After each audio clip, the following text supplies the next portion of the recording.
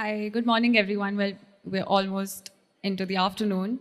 I hope you're all having a great time and, of course, that you've had an insightful and exciting last few days. Thank you so much for joining us at this session called Breaking Barriers in Southeast Asia. My name is Pavitra, and I work with the Asia for Animals Coalition. And today we will be exploring the challenges and opportunities that come with advancing farm animal welfare in this dynamic region. And we have three incredible speakers with us today who are at the forefront of these efforts. They will be sharing their journeys and the strategies they've used to overcome challenges. And we'll begin with their presentations, followed by a Q&A session. So please don't forget to leave your questions on the Hoover app. So without further ado, let me introduce our first speaker, Hung Lee. Hung is the Southeast Asia Regional Manager for Humane Society International's Farm Animal Welfare Program. Her career has been focused on solving the welfare issues of farmed animal production. At HSI, Hung works with all stakeholders, including producers, food businesses, financial institutions, and more, to promote farm animal welfare for laying hens and sows throughout the food supply chain.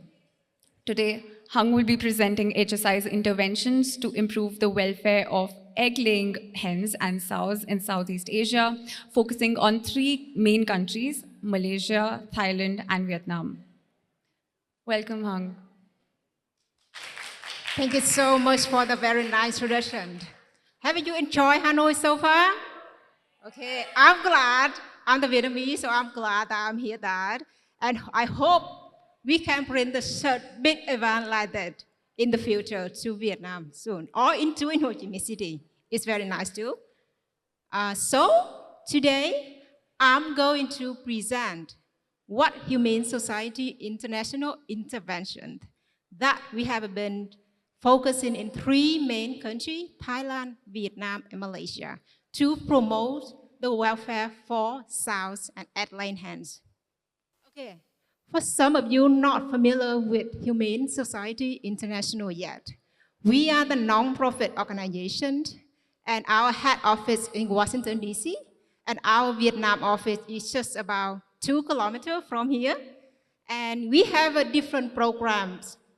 We have wildlife programs, we have companion animals, we have animal protection and crisis response and animal in research. And of course, my team is farm animal welfare and protection, and I'm responsible for farm animal welfare. So, why we selected three main countries in Southeast Asia to implement our interventions? First, due to the number of animals raised for food.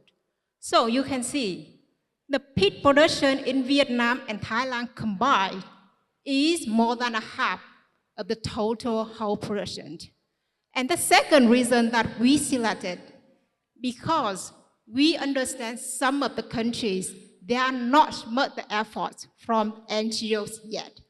For example, in Thailand, we have a couple of NGOs, but not many, or in Vietnam, it's just only exercise working on corporate engagement. And why we focus on two animals, sows and egg-laying hens?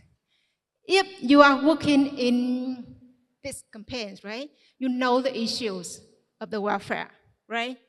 Because of that, for example, the egg-laying hens, one of egg-laying hens span of her whole life in the space, which is nearly the size of the A4 sheet paper. So you can see the issue. And then the second animal that we are focusing is sows. And it's similar to the egg-laying hen.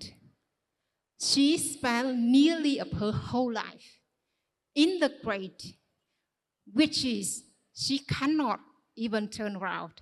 That's why exercise intervention work into these animals and these three main countries. So how we work, right? We are the scientific-based and collaborative approaches. It means we work based on circular approach. The first one is food cooperation. It is very important to create the demands. We are not like the developing countries like the EU or the US. You guys have a very strong law, but in Asia, we don't have that yet. And one food corporation say that, hey, I have a commitment. Can you produce that for us? So we work with producer. We offer them the technical support. And then another one is very important too, is financial institutions. We work with them because they will be the ones set requirements for the industry. And then policymakers, I know today and yesterday also I have another session about how important to work with policymakers too. And today my presentation will share how exercise working with 4 main stakeholders: food corporation, producer, policymaker, and financial institution to improve the welfare.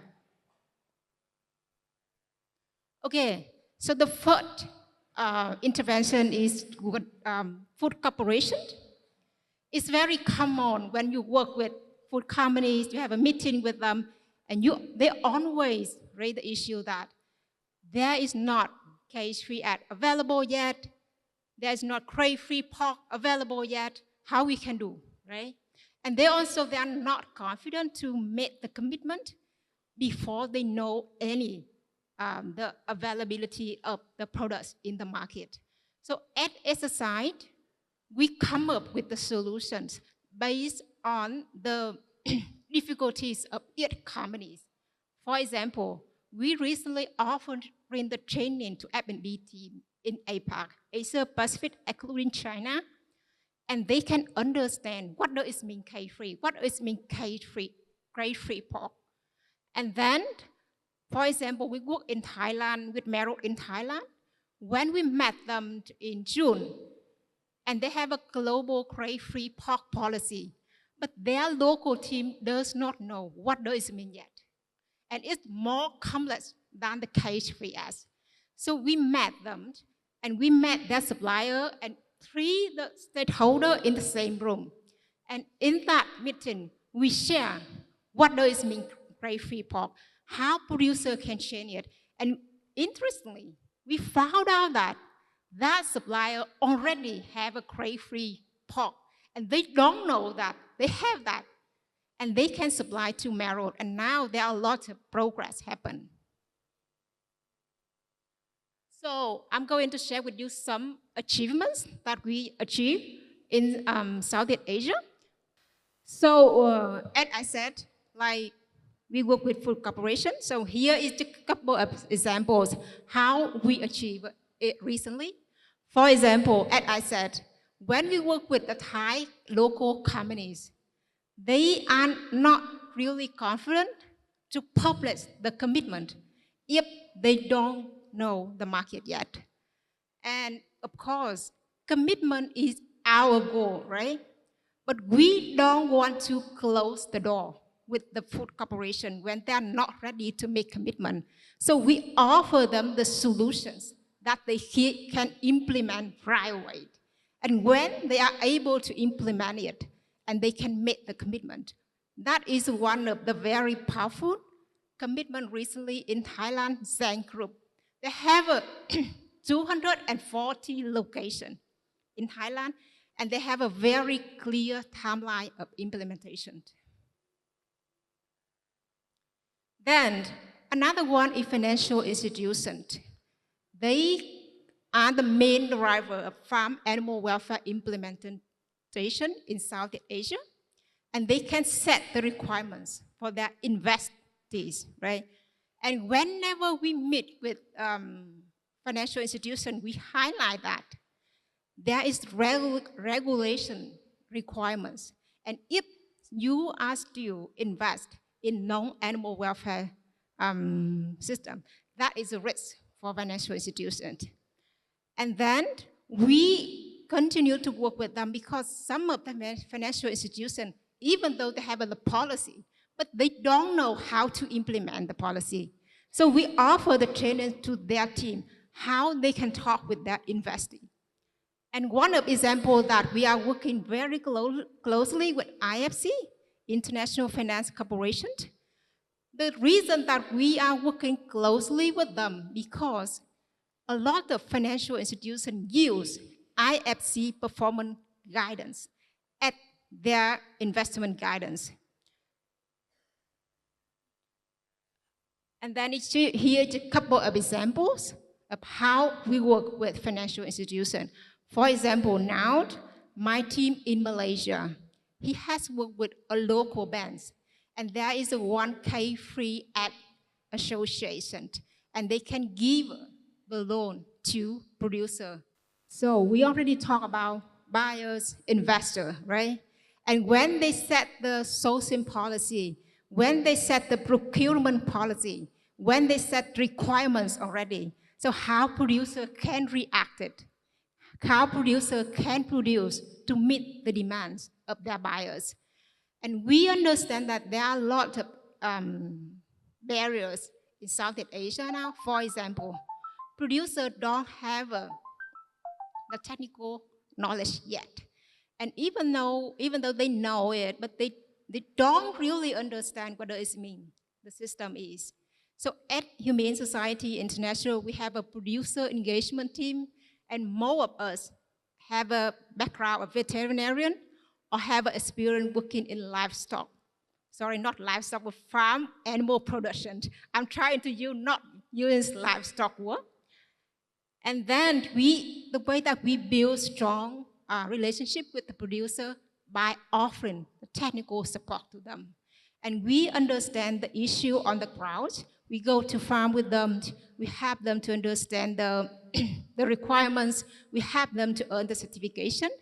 And also, we know really well the supporting stakeholder around them. Because when we talk about animal welfare, it's not only the facilities, it's also animal health, risk, equipment, and so on. So here are key couple examples of how we have achieved so far in Southeast Asia. One example that I want to highlight here is the producers in Malaysia, and they have the first aviary system.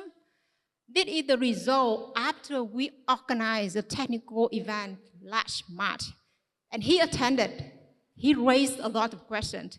And in that event, we also invited like food corporation, government officials, investors, and they had the talks that I want cage-free, and cage-free as in the future.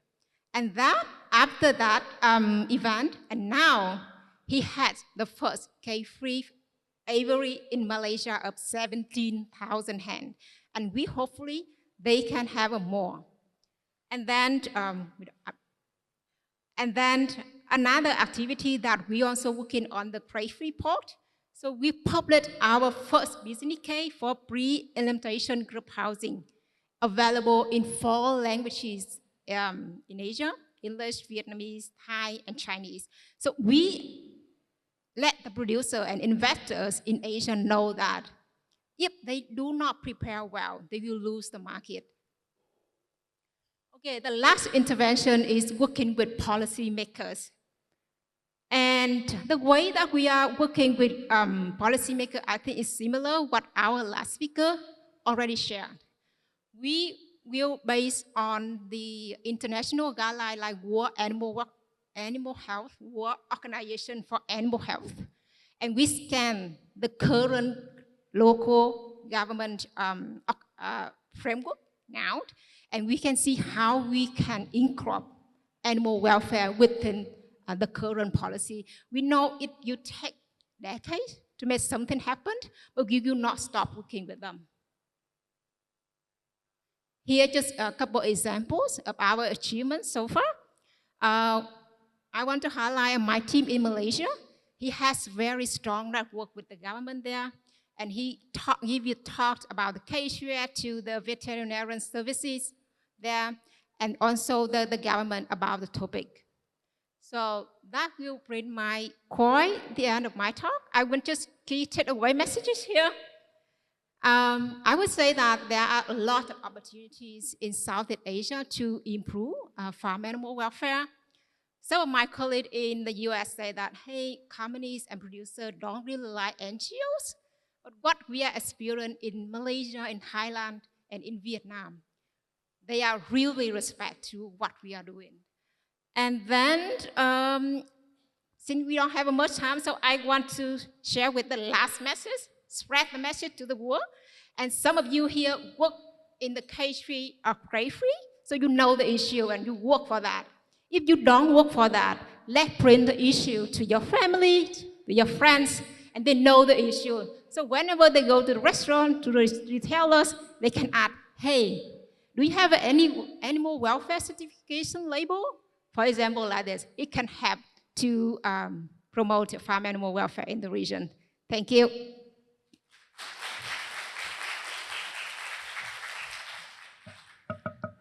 Thank you so much, Hung. That was really inspiring, and all the constructive activities that you have pointed out in your presentation with multiple stakeholders in the countries that you're working to promote cage-free eggs. So yeah, next up we have Farah, Ayu, and Siriyada Chongchuwanich, who will talk about mobilizing volunteers for pressure campaigns and share the lessons they've learned in Thailand and Indonesia. Farah is currently a community development coordinator at Sinergia Animal, and Siriyada is the community development manager. Welcome, both of you.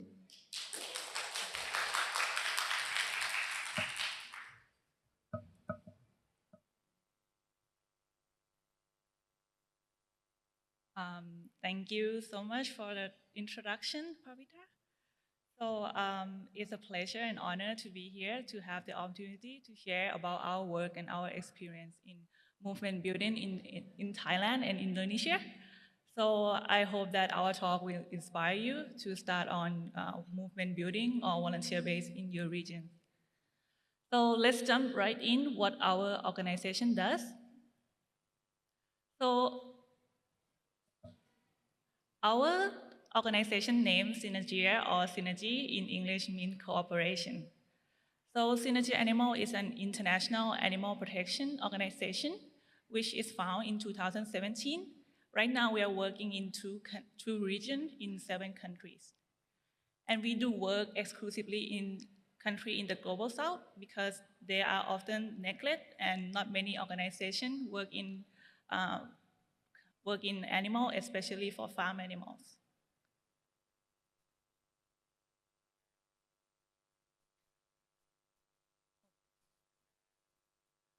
So our vision is a world where animals are no longer used in the food production.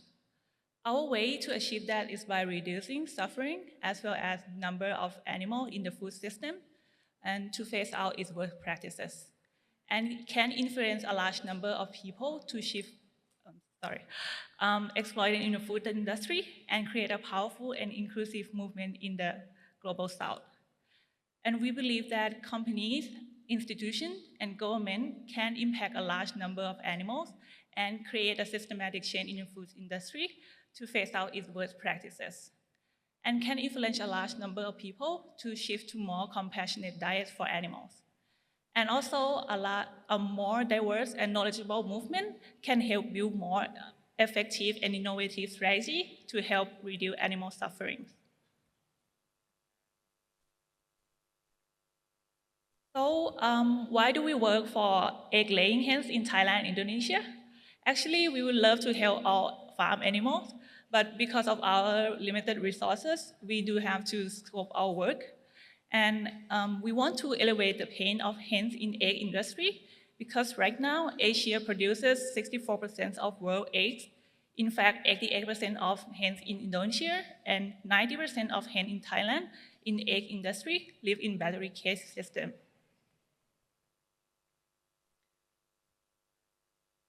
With our cage-free campaign, we have secured 11 commitments this year alone. So through our well-thought strategy and execution. However, this could not be done without collaboration with other organizations and also, more importantly, with our supporters. Every success happens because we have supporters that believe in our work that we help for animals. So with volunteer, we are able to do that. And so we're gonna share that how volunteer can help us to do campaign more powerfully and effectively in the next slide.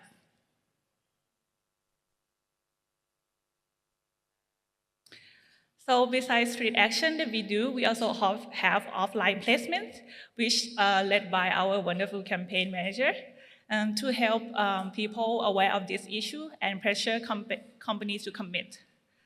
So such as billboard in a high traffic area. So if you know that Thailand is pretty well known of that, so many people see our campaigns. And also commuting board, which is seen by around 200 people daily. And also tuk-tuk driving around touristic attractions. On the top right is one of the actions we do to Gourmet Market, a high-end supermarket that in Thailand that have around 17 branches in Bangkok. This is a new and trending shopping place, which is called M-Sphere. So many people visiting this shopping mall and see our campaign. On the bottom left, also a campaign that we do to Siam Macro, a big retailer in Thailand. In front of this, we also do street action in front of their headquarters and also their stores. We also know that this is a challenging target because they own many business and also a big player in Thailand. In fact, they have more than 150 wholesale stores in Thailand. So, but actually, we know that this is a challenge target, but we can help many animals if they commit.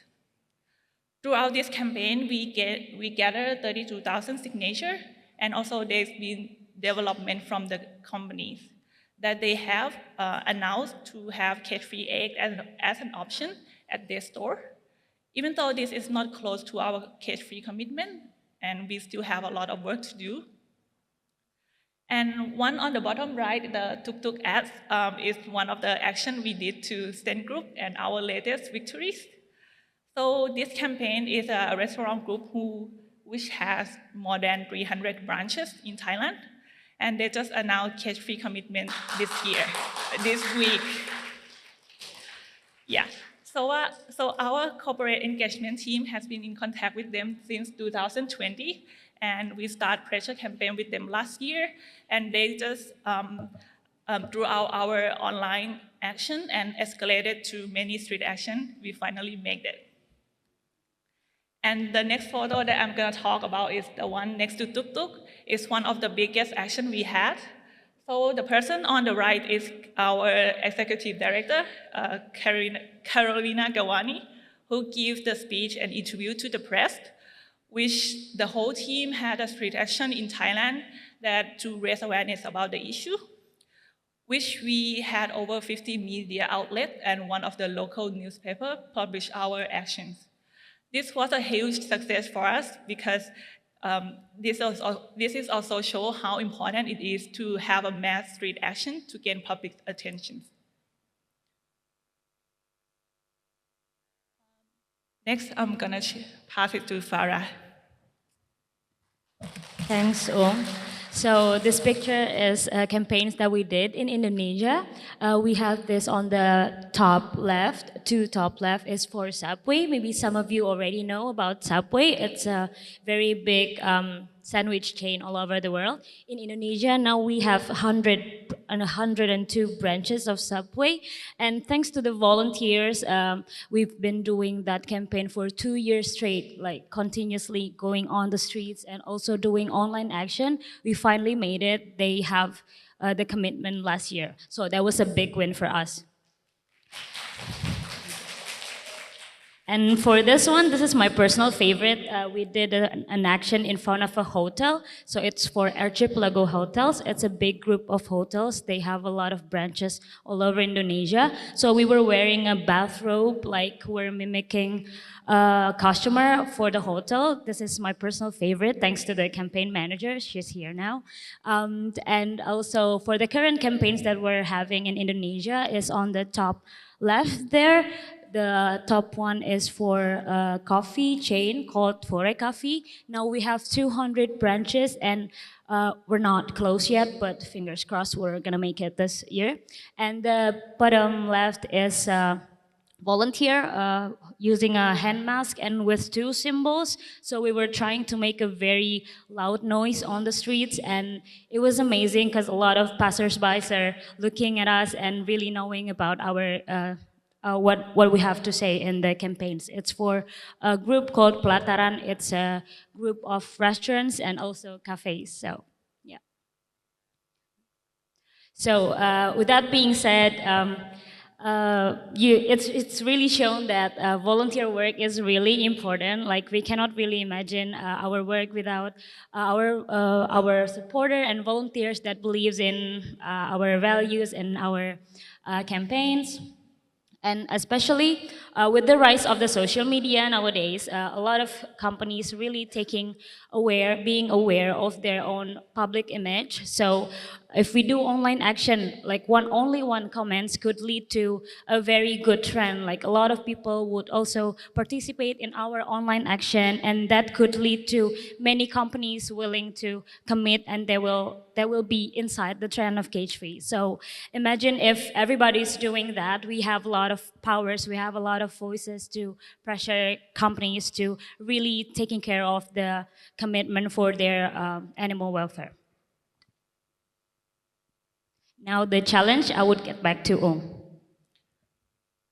Yeah, we know that great change comes with challenges. Same with our work, we face challenges which we categorize into three: awareness challenges, recruitment challenges, and engagement challenges, which we're gonna share with you how we overcome or deal with it.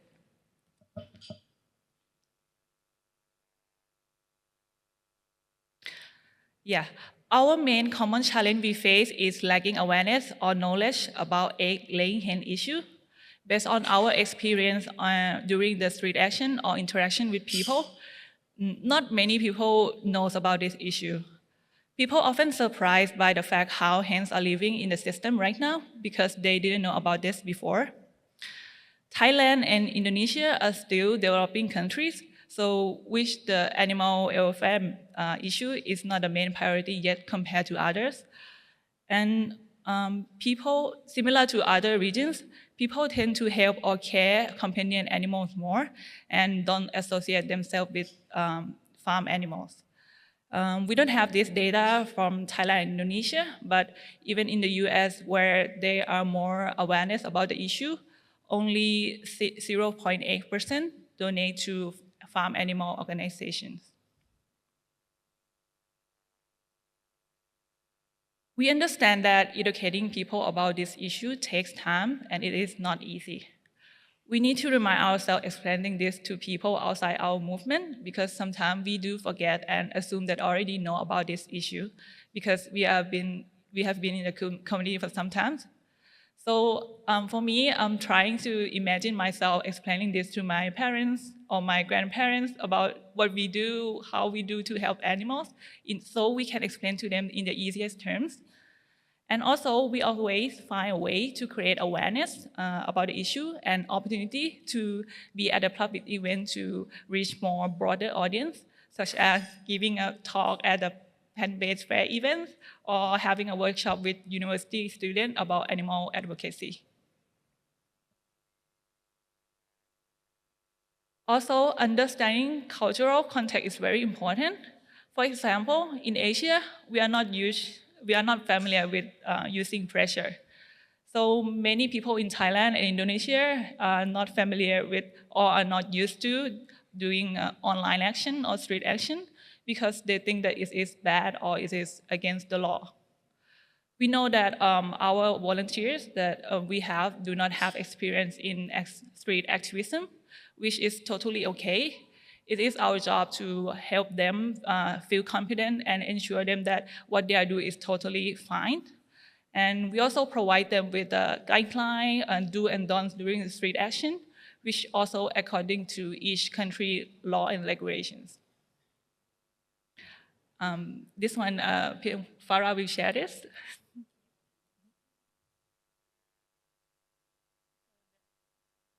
So the next one is about halal. Maybe this is experienced by countries that have a majority of the population as Muslim. So we know it's a very difficult subject and very sensitive subject to tackle when it comes to halal term. But not everyone knows that the halal terms doesn't necessarily means about the quality of life that they're having inside cages, but instead halal is explaining more about the slaughtering process. So instead of heavily focusing on that area, we try to have another solution, which is try to emphasize more about having empathy and compassion to other beings, and also we can discuss about the interconnectedness with other areas like environment, because it's related also to public health. So.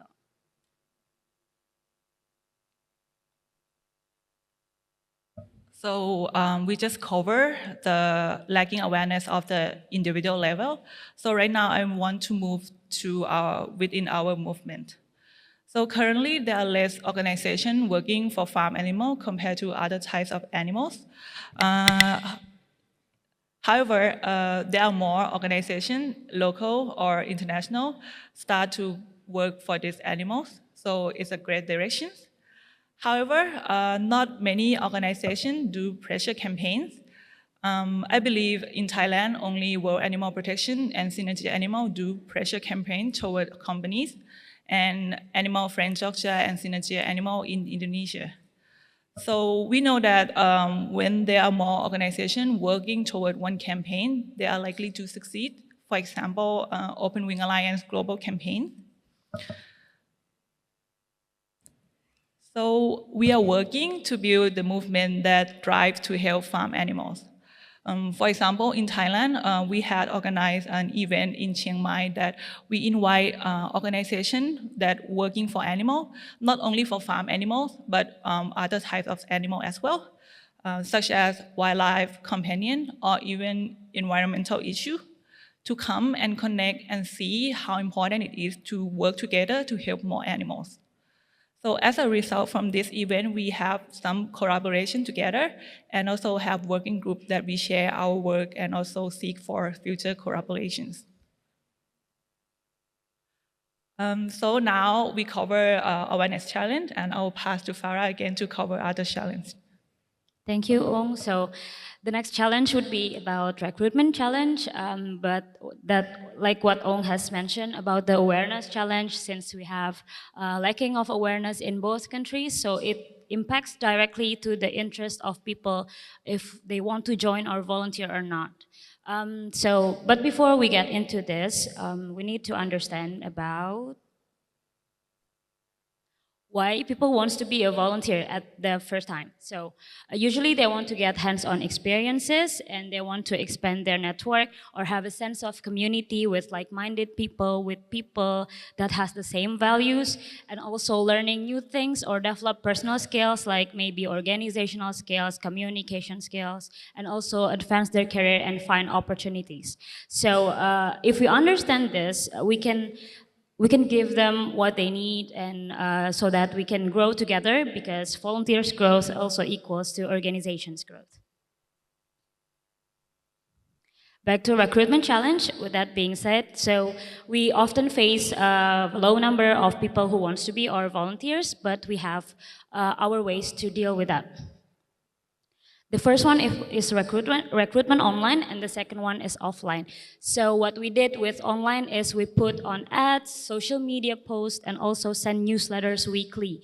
And this also could be adjusted accordingly to the social and cultural context to pique people's interest. For example, like in Southeast Asia, we can't really use graphic images since it will make people turn their head away from what we have to say. Instead, we have to find other way, like softer approach. For example, like this post about asking people to go to be a volunteer, but only with people wearing a hand mask. So need to be adjusted to the cultural context. And the second one would be the recruitment offline. So we've tried to participate offline events, just like Ong said, by being in a plant-based events or fairs or other social movement or other social justice events, so that presumably we can find people that are already familiar with activism or at least like volunteering. But if not, it's also fine because we can learn together. And then after recruitment, usually we ask people to do orientation. In this orientation, usually we explain about our mission as an organization, and then what are they going to do as a volunteer, what kind of activities, and then this comes with other challenge. So sometimes few people completed orientation. So what we did to tackle this is creating a journey where it's not too complicated, but it's informative. So we usually put on the vision, the mission, and the kind of activities. But we're trying to keep it sweet and short so it's not making people overwhelmed. The second one would be considering having a platform where they can finish the process at their own convenience. Sometimes you can also try other types of orientation. We've tried to do orientation in groups with 15 more people, but that can make people sometimes feel shy if they want to ask questions. But with one-on-one session, it works better. You can know the people personally, but that takes a lot of time for you being a coordinator. So try to find what's best for your organization. As now in Thailand, Indonesia, and also in Brazil, we've tried to find a way with a platform called SCORE. So we're trying to put our orientation process there where the volunteer can finish at their own time. So it will be very flexible. And then the last one is reach out to follow up. I think this is also hard because it takes a lot of time, but it's very beneficial so that you know which difficulties they're facing, and also you can gain more insights why the orientation process won't work. And you can also connect with them and build more connection. Another challenge, a lot of challenges. Engagement challenge. So if you already have a group of volunteers, sometimes you have the actives one, but sometimes you also have the inactives one, or maybe they used to be active, then they slowly disengaging. We need to understand that it's completely fine. It's not in our control sometimes because they have lives, they have jobs, they have families, and it's okay. But instead of giving up on that, we can learn and analyze what we can do to make it better the next time. So first one, maybe consider to give more challenge. For some people, maybe they will feel bored just by signing a petition. Maybe they will feel more challenged to be invited to write a newsletter or to be invited to speak at education fair or something. So try to give more space for the volunteers so that they have room to grow and they will feel challenged and having something to look forward to. The second one, you can try volunteer filterings. So it's basically to check in to understand why people are slowly disengaging. And you can analyze the data, and then you can improve what you need to improve the next batch or next session of your recruitment. Another one is in-person interaction is important if possible. Creating an offline activities can be including campaign activities like creating DIY banner for your street action or online action, doing online action together.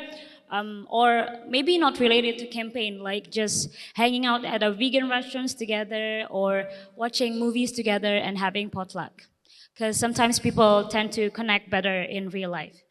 And also, the next one is regular online activity, because it's equally important, especially if you have volunteers outside the city where your organization operates. You can try to find more fun way to engage with them, like maybe sharing webinars or sharing book recommendations, and also maybe having a discussion night. So for example, this is a picture that we have when we did a volunteer training in Jakarta. So we invited our volunteers from other cities outside Jakarta to come to Jakarta and give a training, and we did this. And some of them are here, actually, the volunteers, so I'm very excited. And the last but not least is don't forget to show appreciation. Maybe it can be through gift givings like t-shirt, organization t-shirt, or like the tote bag or voucher for a vegan restaurant. But the thing that feels small but really important is to say thank you to them and remind them that every small action that they do is really impacting for the animals. Okay, so final thoughts. So for the context, the picture, this is what we did in the end of 2023. We're trying to have like planning out the 2024, our hopes for the next year in terms of volunteering and veganism in general in Indonesia. Okay, then final thoughts. The first one is identify the repeated challenges and try out different kind of solution. The second one, analyze what works and doesn't work with your volunteers and the activities your organization have. You can do analyzing by having a feedback form with a Google form or maybe one-on-one session. And also with the activities, you can collect data so that you know whether it needs improvement or not. The third one is you need to understand that creating a volunteer base takes time and resources. It really doesn't happen overnight, so don't quit. Keep going, keep having faith with your community and yourself. And then the last one would be, again, growing volunteer base is important, but it's really okay to grow slowly instead of very fast and with less engagement.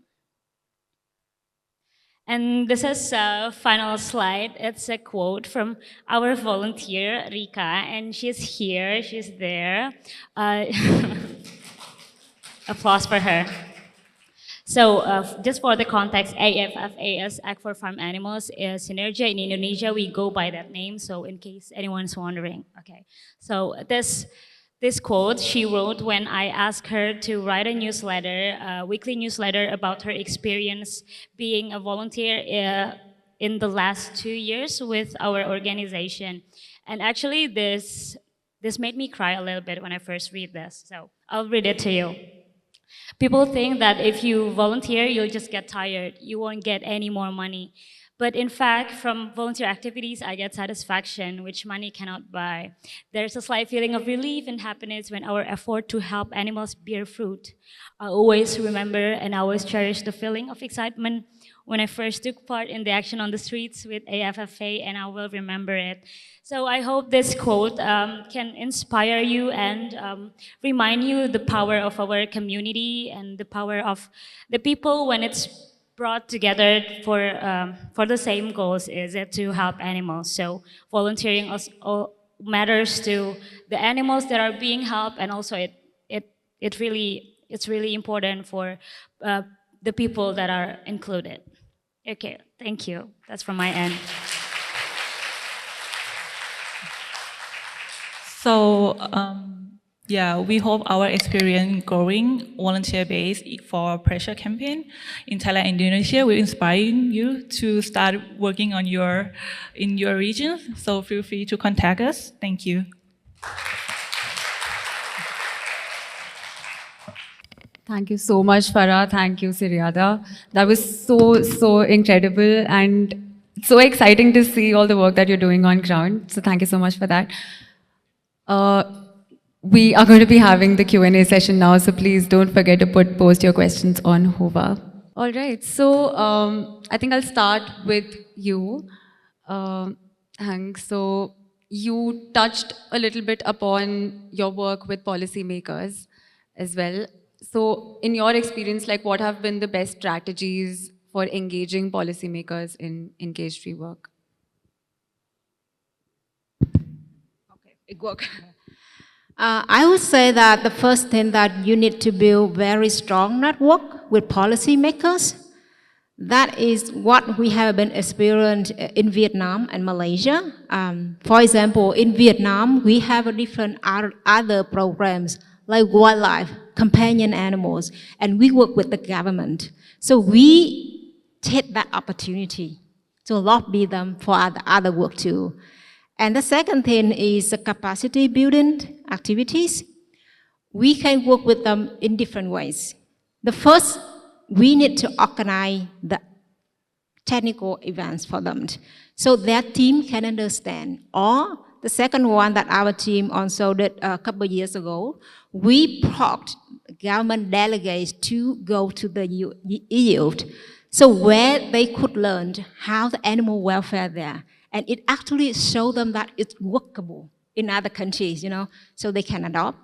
And the third thing that we are working with World Organization for Animal Health now, because Vietnam or Malaysia are the two members. So we show them that, for example, pig welfare, right? World Animal Organization had the pig welfare chapter. And at the one of the member countries, so we influence on them that you should follow the international guidelines. That those main activities that we are working on. Thank you. Thank you so much. Yeah, all right. So the next question to you, Farah. You mentioned about the engagement that you do, a lot of engagement work that you do with volunteers. So what type of trainings do you provide to them at present?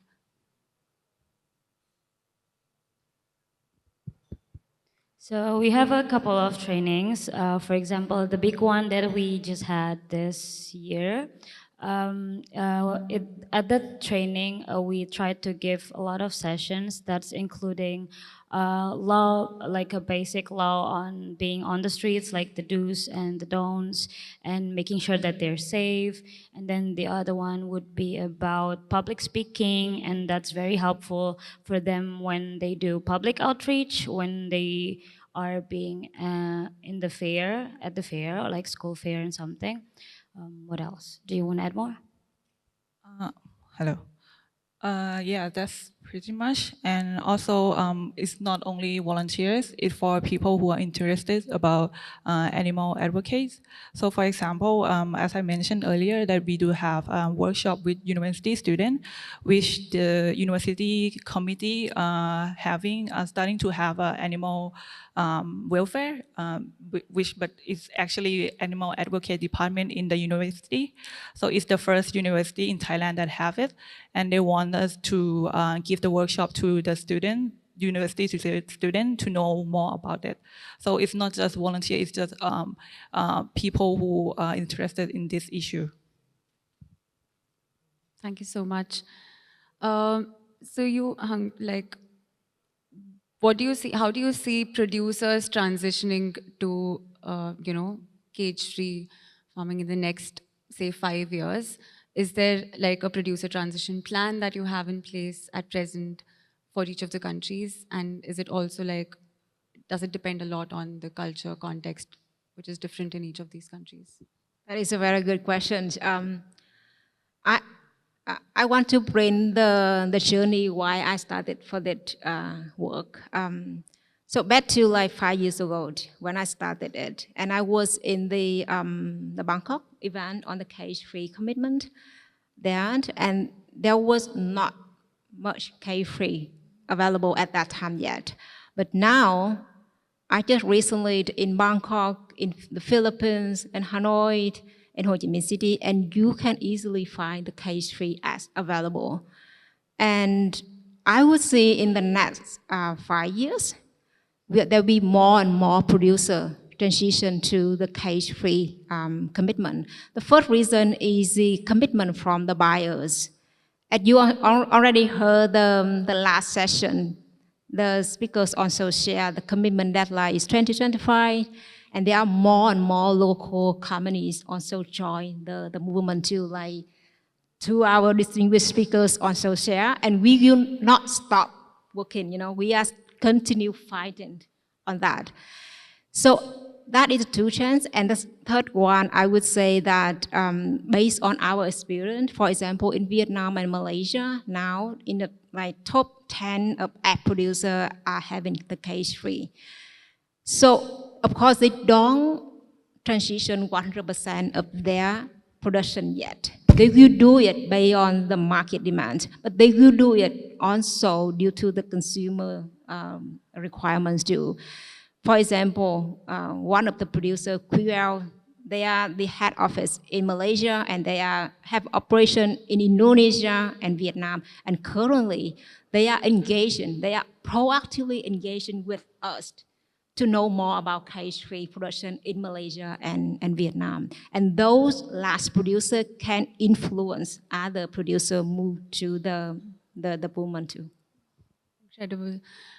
All right, so an audience question. Now, Sinergia seems to be one of the few organizations to do pressure campaigns in Asia. And as a result, there are also like winning campaigns. So how can we encourage more organizations to do pressure campaigns, and what inspired you all to do pressure campaigns as well?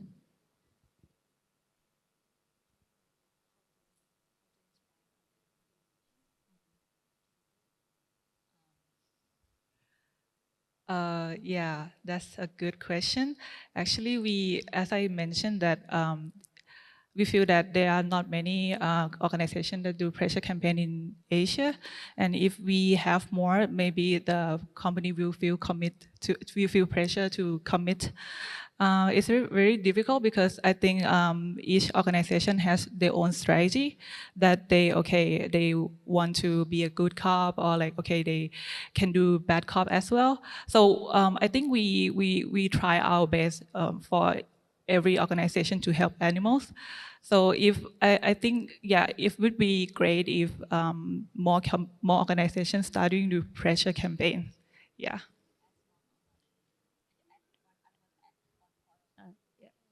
Oh, yeah, it's okay. Thank you. I think I can add a little bit, especially I think for the organization who's based on Southeast Asia, we completely understand that activism, especially being on the street, is really not our culture. So it comes with a lot of challenges, like ensuring people that it's completely safe. Because in fact, it's completely safe. I mean, not completely, but like you have to obey the rules in each countries. But what I'm trying to say is that we do have, especially in Indonesia, I think, we do have our rights to speak, our rights to ask companies, our right to ask the producers. So basically what we're trying to do in Sinergia with, example, our online action is to exercise our rights as a as a person.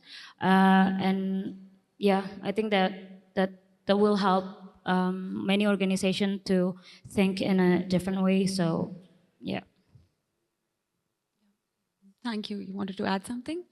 I would say that I agree. Like it depends on the organization strategy too, and also the country culture too. For example, in Vietnam, you cannot organize the strict campaigns. You know, you only do the good cop here in Vietnam. Yeah. So, okay, the next question is open to all three of you. So, which role can investigations play to break down barriers in Southeast Asia, or to like make your work easier? The role that investigations can play to break down barriers in Southeast Asia. Yeah.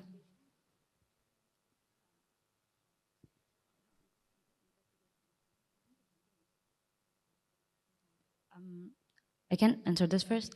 I think for working with volunteers is very important. It's very helpful because, like what Ung said, most people don't know that the farmed animals really lived in very tragic and horrible places. So with investigation, we have proof, we have something, visuals for people to see that it's really happening, especially in also Southeast Asia. Some people are denial about the condition that they're living because they think, oh, our country's not that big. Maybe this doesn't happen in our country, when in fact the biggest factory farming is happening in Southeast Asia. So Perhaps I can share one case of one very large retailer in Southeast Asia.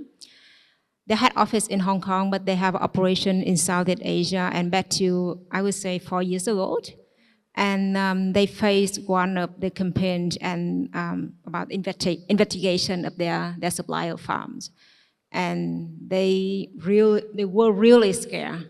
So the investigation like influenced them to move to the commitment. So it's very important. I would say in that case, we don't do that, but that is the case with that retailer. We are a little short on time, so I'm just going to quickly move to the next question.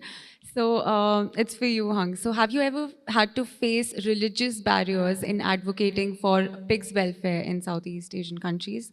And what are the chances of HSI to expand their advocacy work to Indonesia, since the landscape is very promising, yet the issue is quite controversial in the region? Thank you for the question. That is something we recently focused last year, and until now we are moving forward, because we understand that not many NGOs are doing advocacy for pig welfare yet. And I would say SSI is nearly one of the organizations in Southeast Asia doing. And I would say it's very tough. I would say that it's very difficult, it's very challenging. The problem is some producer that I'm working with, they really want to earn the certification, right? For example, if cage-free asks, they want to earn the certification, it's only on the farms only. But if for the pig welfare, they have to comply all of the steps that animal involves. So not only on farms, but also transportation and slaughterhouse. And in Southeast Asia or in Vietnam, they don't have that capacity yet, So that is the first challenge. And the second challenge is at SSI, we advocate for the pregnant sow will be mixed to group immediately after mating. Like just 1 day or 2 days after mating, so they can group the animal after that. But what the industry is doing now, they have a 28-day system. It means that you are still keep the animals 28 days in crates per reproduction cycles in the crate, because that is a time for them to confirm pregnancy. But I recently shared about our business case of pre-implantation group housing. So there is like producer around the world, like in Brazil, in Italy, in Spain, they also do in pre-implantation group housing. And the result is really good, even better than the 28-day system. But it's really challenging for us to correct the industry, The equipment companies advise to the producer, you should do it. You cannot mix the animal after 1 day of mating. That is a very sensitive, and it can cause some of the issues of lost pregnancy, for example. But we see that the opportunity is more, and our team is now working with key stakeholders, International Finance Corporation. They have the group housing policy. Their policy is not good enough yet, but we want to work with them to improve their policy first, and then they can show the industry that is their requirement, they should do it. And another way that we are working with Merod, that I just recently shared in my presentation, that because they have a crate-free pork policy, their policy is not strong enough yet, but we are trying to support them in some countries. If producers have a capacity to do pre-implementation group housing, so they can go for that. Thank you so much. And sorry, another part is about Indonesia, right? I forgot Indonesia. We don't have activities in Indonesia yet, but if there are any local NGOs there, if you want to know more about group housing, and we have a scientific team and technical team, and we can share what we have been doing in other countries, we can share that. And even we talked with a couple of buyers there, and they said that they want to buy the crate-free pork in Indonesia. Amazing. So we do have a ton of other questions on Huva, so thank you so much, all of you, for sending those, but we are unfortunately out of time right now. So you can catch hold of them, they'll be around, so go have a quick chat. Also wanted to let you know that we have an amazing, like the next session, we have an amazing panel discussion on the Asian funding landscape in this very room. So please be right back post the tea break. Thank you so much, all of you. And thanks for the incredible session. Thank you.